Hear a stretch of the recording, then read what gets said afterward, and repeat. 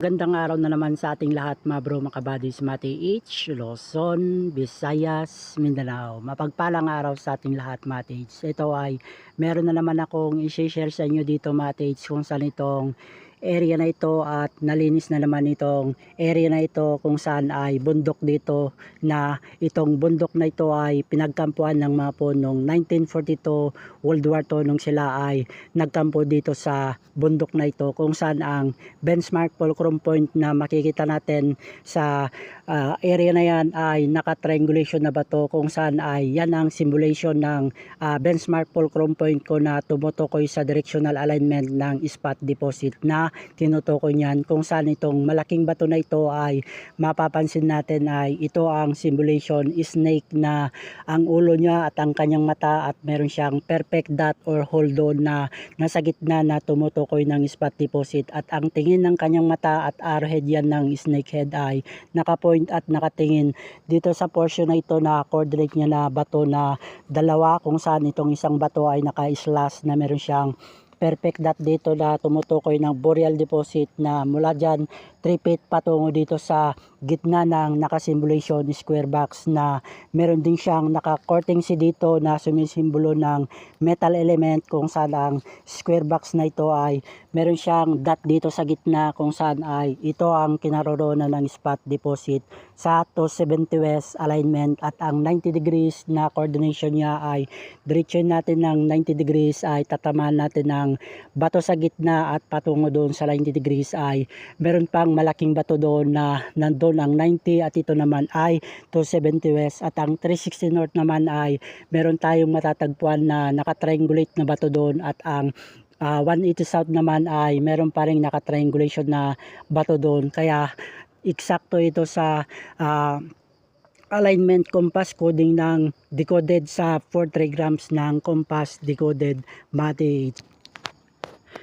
At ngayon, Mates, ay titignan pa natin itong naka-triangulation na bato, kung saan ay meron siyang pinapaywatig na triangulation spot deposit dyan sa area na yan, kung saan itong snake head at ang kanyang buntot ay nakaturo doon sa gitna ng triangulation na bato na malalaki. At ngayon ay puntahan natin, patungo tayo sa 90 degrees na coordinate ng 270 west alignment, 90 degrees doon sa area na yun, at doon ako mag-base, Mates, para makuha ko ng 4 trigrams alignment ng compass decoded, na ito na naman ang i-remap at i-decode ko, Mates. At patungo na ako sa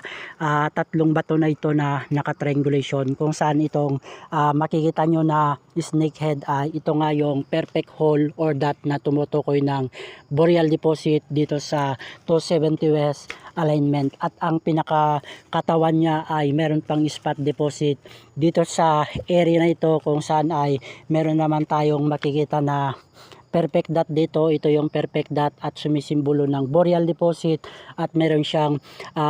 dot na naman dito, at pinakamata niya ito isa, dalawa. Pag kunikin natin yan, magiging arrow pointing down, at mula dyan 3 feet patungo dito another counter sign coordinate niya itong mata dito na makikita natin, isa doon at isa dito, pinakamata niya, at ang tinutukoy na spot ay dito sa area na ito, sa portion na ito. At ngayon ay makikita natin itong naka-triangulation na bato dito ay sumisimbolo na may triangulation deposit na nakabound dito, dahil itong nasa gitna na bato na ito ay makikita natin itong naka-simulation na triangle, at meron siyang hole at hugis puso rin siya na sumisimbolo ng wealth deposit, triangulation deposit na nakatago dito. At ito yung makikita natin na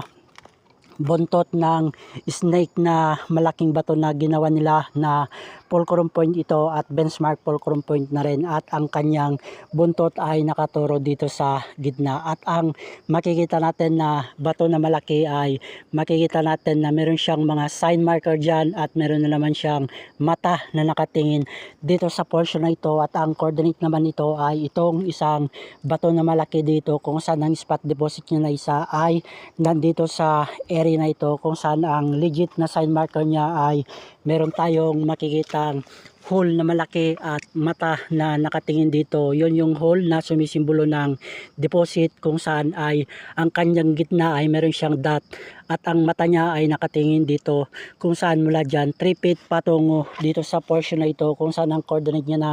bato na ito ay meron na naman siyang perfect dot dito, at itong hole na ito ay sumisimbolo ng deposit ay nandito, at ito ay magiging 180 at coordinate niya patungo ng 360 north ay nandun yung isang spot sa 360 north alignment. At ang titignan natin ngayon ay doon naman sa area sa 360 north, kung saan ang coordinate niya na naka 180 south itong portion na ito. Patungo tayo ngayon dito, Matage, kung saan itong bato na ito ay meron siyang symbolization sign marker dito na tumutukoy nga na may spot deposit dito, at ito ay makikita natin na nakasimbolation ng C at hole or dot na sumutukoy ng deposit, at mapapansin natin mata na nakatingin dito sa area na ito, kung saan ay mula doon sa dot at mata na nakatingin mula dyan 3 feet patungo dito sa portion na ito, at makikita natin meron ng passage patungo dito sa portion na ito, at ito ay naka 360 north at yung coordinate niya doon ay naka 180 south. At ngayon ay ang tinutukoy ng kanyang buntot pa ay ang pangatlo para maging triangulation siya na deposit ay nandun sa area na yon, kung saan makikita natin naka triangulation deposit, isa, dalawa, tatlo, at mula dito ay makikita natin ay buntot ito ng malaking bato na korteng snake siya na tumutukoy sa alignment. Itong buntot niya ay nandito ang pinod niya sa portion na ito, kung saan ay may spot deposit sa area na ito, Matage. At ngayon ay diretsyon natin sa 90 degrees alignment, at ang makikita natin sa 90 degrees alignment ay diretsyo doon sa 90 degrees, at ito ang pinaka center base fulcrum point ko para dyan ako mag base patungo sa decoded ng 43 grams alignment ng compass decoded, para makuha ko yung 43 grams ng north, 180, 90 degrees at 270 west alignment. At ito ang pinaka center fulcrum point ko ngayon, Matage, kung saan itong bato na makikita nyo ay naka-arrange siya na sumisimbolo na dito ang center fulcrum point ko, Matage. At makikita natin ay meron siyang hugis poso dito sa gitna na ito, kung saan ay dito mismo ang pinaka center base fulcrum point ko para dito ako magsimula at kumuha ng compass coding niya sa 43 grams alignment, Matage. At itong isang bato na makikita natin ay meron siyang symbolization kanji na nakaukit dito sa bato na ito, kaya itong portion na ito ay dito ang pinaka base center ko, Matage. At makikita natin ay itong bato na ito ay kinatid nila itong portion na ito, kaya sumisimbolo na dito nga ang center niya. At humarap na tayo ngayon sa alignment ng 360 north, ay tatamaan natin yung bato dyan sa 360 north na naka-triangulation, isa, dalawa, tatlo, at mula dito sa gitna may sukat siya ng 15 feet patungo doon sa 360 north alignment sa gitna niya, kung saan ay naka 360 nga yan. At humarap tayo sa coordination niya sa 180 south alignment, at mula dito sa 180 south alignment meron tayong tatamaan na naka triangulate na bato sa 180 south. Mula dito sa center ay may sukat siya na 10 feet patungo doon sa 180 south na makikita natin naka-triangulation yung bato sa 180 south. At ang coordinate ng 270 west na pinagmulan ko doon sa baba ay makikita natin humarap tayo ng 90 degrees alignment, ay tatamaan natin yung bato doon sa 90 degrees alignment, kung saan ang haring araw ay sisikat sa 90 degrees. At ang coordinate niya na bato doon ay meron siyang mata at meron pang bato doon, kung saan yung bato na yon ay nakatingin dyan sa gitna. At ang makikita natin na naka-slash na bato na yon ay sumisimbolo ng wood element sa 90 degrees alignment. At ang coordinate ng 90 degrees alignment ay doon nga sa pinagmulan ko doon sa baba sa 270 west alignment, kung saan ang snakehead na nandun yung coordination niya sa 90 degrees na patungo sa 270 west ay nandun ang spot ng 270 west alignment. At titignan natin ngayon yung 180 south alignment. Ay ito ang makikita natin dito sa 180 south alignment na naka-triangulation na bato na sumisimbolo ito na fire element. At ito ay meron tayong makikitang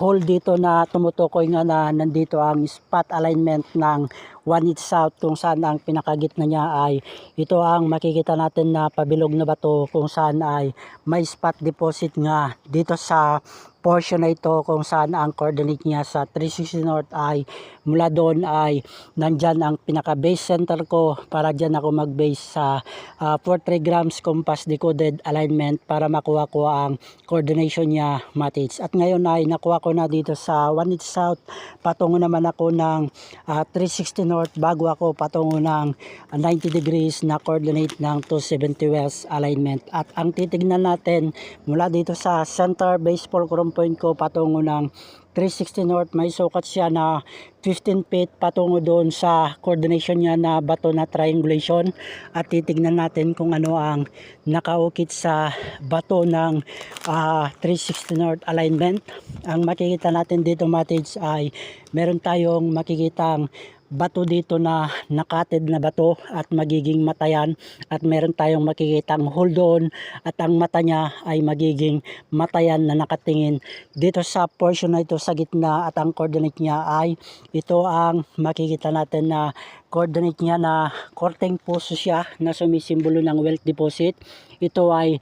korteng puso na sumisimbolo wealth deposit, at meron siyang dot dito, at mula dito ay may sukat siya na 3 feet patungo dito sa gitna. Another coordinate na naman niya yung bato dito, kaya naka-triangulate yung bato dito, mates. Isang bato doon at yung isang bato dito at yung bato dito. Mula dito, dahil meron siyang puso, ito ang sumisimbolo ng wealth deposit, at meron siyang isang dot mula dyan 3 feet patungo sa gitna, kaya ang spot deposit ay dito sa gitna na ito, kung saan ang isa sa coordinate na nandito sa 360 north ay ito ang makikita natin na symbolization ng entrance, ito na tumutukoy na direction niya ay patungo doon sa gitna na yon, kung saan ang spot deposit ay nandyan sa area na yan. At ngayon ay nakuha ko na naman dito sa 360 north alignment, at balikan ko na naman ang pinaka base center fulcrum point ko. Ay yan ang pinaka base center fulcrum point ko, para dyan ako mag base lahat, mates. At ngayon ay patungo na ako sa 90 degrees alignment na coordinate ng 270 west na pinagmulan ko doon sa baba, mates. At dito pa rin ay humarap tayo ng 90 degrees alignment. Tatamaan natin yung isang bato dyan, at direksyon ng 90 degrees ay may sukat siya mula dito ay 15 feet patungo doon sa bato na nasa gitna, kung saan ay ito ang makikita natin na nakasimbolation dito na pinakainan nila ng cement ito, mates. At ito ay meron akong dalang acid para masubukan natin kung talagang legit nga na semento ito, mates, at buhusan natin ng acid. Ay yan, mates, legit ito na meron siyang halong semento na white German cement, at meron siyang symbolization C, at tumutukoy ito ng alignment ng 90 degrees. At makikita natin meron siyang pinakamata, ito yon, isa, dalawa, at ang tingin niya ay itong coordinate niya na bato. At titignan natin kung ano ang pinapahiwatig ng coordination niya na bato dito. Ay meron tayong makikitang naka-symbolization enter sign, ito yun, mates, enter sign ito na connect siya dito sa hole. At magiging mata na naman ito, kung saan ang mata na ito ay eksakto na nakatingin doon sa gitna na yon, kung saan ang coordinate niya na bato doon sa gitna. At direction natin ay meron pang nakasimbolation doon na door entrance, at meron na siyang coordinate na bato, at magiging passage yon patungo dito sa gitna na kinaroroonan at kinalalagyan ng deposit sa 90 degrees alignment. At ang makikita natin na bato dito ay ito ang nakasimbolation na bato dito ay simulation ito ng wood element, at itong coordination niya na bato dito ay nandito nga ang spot deposit kung saan ang tumutukoy na door entrance ay ito ang makikita natin sa 90 degrees alignment na nakasimulation door entrance, at ay meron tayong makikitang passage na coordinate na bato ay magiging passage yan patungo dito sa gitna na ito kung saan yung pinagmulan natin sa center ay makikita na natin yung nakasimulation enter sign, at meron siyang mata na nakatingin dito sa gitna na ito, at mula sa center benchmark fulcrum point ko may sukat siya mula doon sa gitna ay 15 feet patungo dito sa area na ito kung saan nga ng spot ng 90 degrees ay dito sa area na ito, at makikita natin meron siyang perfect dot na naman, at ito ang sumisimbolo ng boreal deposit, at meron pang hole dito sumisimbolo na dito na ang spot deposit on the spot direct under na dito sa area na ito, at meron pang coordinate na malaking bato doon na meron siyang mata na naman na nakatingin dito kung saan yung mata na yon ay nakatingin dito sa portion na ito. At ngayon ay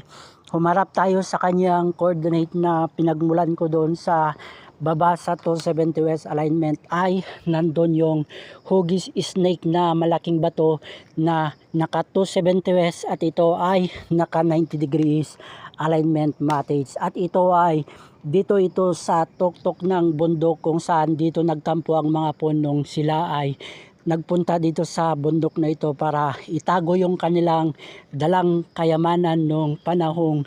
1942 World War II nung sila ay nagkampo dito matage. At ito ay napakagandang sharing na naman ang na-share ko sa inyo matage, at sa lahat din ng matage natin dyan Luzon, Visayas, Mindanao. Wag lamang kayong